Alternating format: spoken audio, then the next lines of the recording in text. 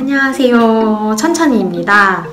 오늘은 어쩌면 취준생이 가장 궁금해할 법한 소재인 스펙에 대해서 영상을 준비해 보았습니다. 저는 평소에 너는 스펙이 어떻게 돼? 지원하는데 어떤 자격증이 필요했어? 이렇게 물어보면 뭔가 좋은 답변을 할 수 있는 질문이 아니라고 생각을 많이 했어요. 왜냐하면 저를 일단 수치화해서 하는 표현이 다른 사람한테도 맞지 않을 뿐더러 그런 표현 방식이 좀 맞지 않다 이런 생각을 많이 했는데요.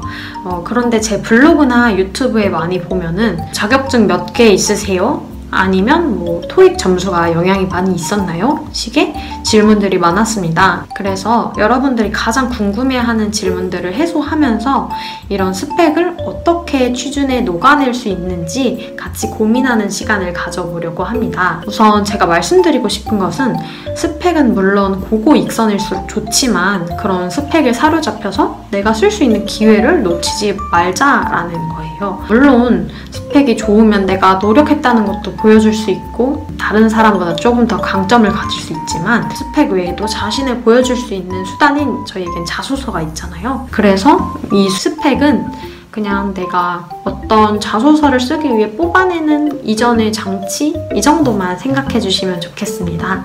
그러면 저희 대학교 이야기를 하면서 영상을 시작하도록 하겠습니다. 네, 우선 저희 대학교에 대해 말씀드릴게요. 저는 경희대학교 경영학과 16학번에 이제 졸업을 했고요. 그리고 1년의 휴학이 있었고 그 중에 한 학기는 수저우대학교라고 중국에 교환학생을 갔습니다. 저는 중국어 학과가 아니라서 당시에 학점 인정을 못 받고 휴학을 하고서 교환학생을 다녀왔는데요.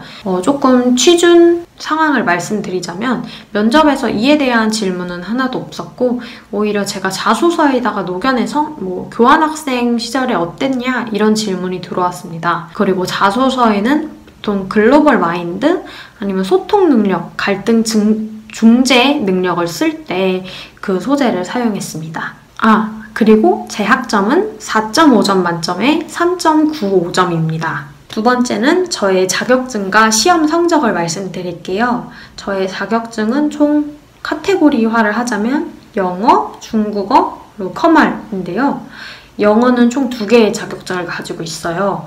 하나는 토익 스피킹 레벨 7, 두 번째는 토익 885점입니다.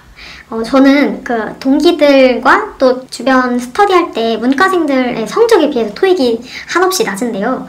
저 스스로도 이게 조금 많이 낮다고 생각해서 아예 이력서에 기재도 안 했습니다. 첫 취준 때는 기재를 했었는데 두 번째 취준에는 아예 기재를 하지 않았고 지금 다니는 롯데백화점에 같은 경우에도 토익 스피킹 레벨 7 이것만 기재를 하고 토익 점수는 기재하지 않았습니다. 그리고 다음은 중국어 자격증인데요. 저는 중국어 자격증이 말하기인 HSKK 중급과 HSK 6급을 가지고 있습니다. 6급 같은 경우에는 거의 턱걸이 점수로 넘겼고요. 그리고 이게 도움이 됐냐 안 됐냐는 명확히 말씀드릴 수 없지만 뭐 삼성 같은 기업은 가점을 주고 있다고 하는데요. 우선 저는 삼성의 서류를 통과해 본 적이 없습니다. 그래서 제 체감상 이게 도움이 됐다 안 됐다는 말씀드리기는 어렵지만 자소서 소재로 쓸 때도 있었고 아니면은 간혹 중국어 면접이 있어서 그때 써먹었습니다. 네, 다음은 일반 자격증인데요. 저는 컴퓨터 활용 능력 1급을 가지고 있습니다. 이거는 대학교 3학년 방학 때 취득을 했고요. 컴퓨터 활용 능력 같은 경우에는 만료기간이 없기 때문에 다들 많이 취득을 하고 있기도 하고 실제로 제가 일할 때 가장 도움이 된 자격증이 뭐냐 하면은 커말 1급이 조금 도움이 많이 됐다고 생각을 하는데요. 그 이유가 뭐 엑셀 사용할 때 수식 뭐 이런 것 때문에 도움이 됐고 뭐 매크로 이런 게 도움이 됐다는 아닌 것 같습니다. 그래서 있으면 좋다 정도입니다. 다음은 저의 대외 활동입니다. 저는 진짜로 대외 활동을 1도 안 한 문과생인데요.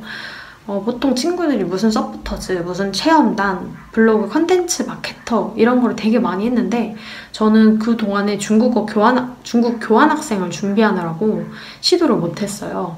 그래서 저는 처음에 자소서 쓸 거리가 너무 없어가지고 어떤 거로 나를 어필하지? 아니면 그 대외 활동을 안에 어떤 걸 쓸까 고민을 되게 많이 했는데요. 우선 그 내용을 담은 표를 먼저 보여드릴게요. 네, 이 표를 보시면은 저는 여기 있는 내용이 다 학교에서 했던 활동이고 마지막 2개만 그 나중에 인턴에서 했을 때 썼던 거예요. 그래서 위에 있는 것들이 모두 다 학교에서 뭐 학교 과제, 아니면 학교 페스티벌, 그러니까 학교 축제, 뭐 학교 팀 프로젝트 이런 내용이어서 여러분들도 일단 대학교를 다니면서 했던 활동이 찾아보면 있기 때문에 그런 거로 써도 좀 취업하는데 문제가 없다라는 점을 알아주셨으면 좋겠어요.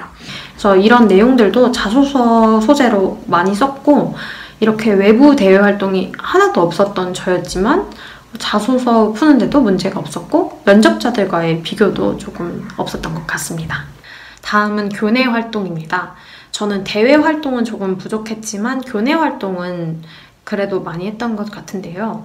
경영학회 활동, 그리고 여행 동아리, 사회적 기업 연구 동아리, 외국인 동아리 이런 걸 했는데 자소서로 썼던 거는 주로 2개여서 그거를 말씀드릴게요. 우선 경영대 학회 활동은 앞서서 프로젝트 경험 그 표에서 나왔던 그 활동을 하기도 했었고요. 뭐 무슨 전략 이런 거를 공부하는 스터디 동아리였다 정도로 기재를 했습니다. 2번째인 외국어 봉사 동아리는 제가 정말 즐겁게 활동했기도 했고 좋은 외국인 친구들을 많이 만났던 동아리인데 외국인들과의 소통 경험 아니면 갈등을 중재하는 내용, 뭐 어떤 페스티벌을 기획했던 내용, 또 콘텐츠를 제작했던 내용 이런 능력을 어필하기 위해 자소서 소재로 변경해서 쓰기도 했고 다양한 소재를 만들 수 있었습니다. 다음은 저의 인턴 경험입니다. 저는 총 2번의 인턴 경험이 있습니다.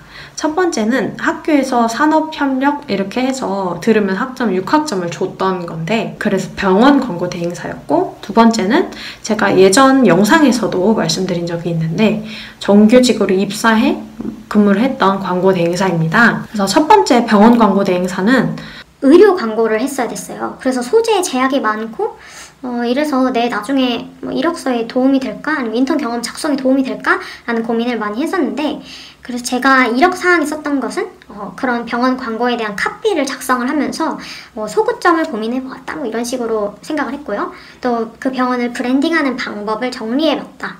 이런 식으로 말을 만들었습니다. 실제로 했던 거기도 하고요.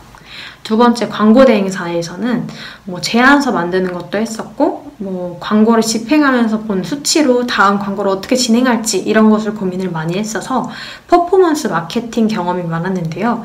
이런 경험으로 내가 분석력 있는 사람이다를 어필하기 위한 자소서를 쓸 때 해당 경험을 잘 활용했던 것 같습니다. 그리고 마지막으로 저는 수상 경력이 전혀 없습니다. 오늘은 이렇게 천천히의 취업 스펙을 말씀드렸는데요.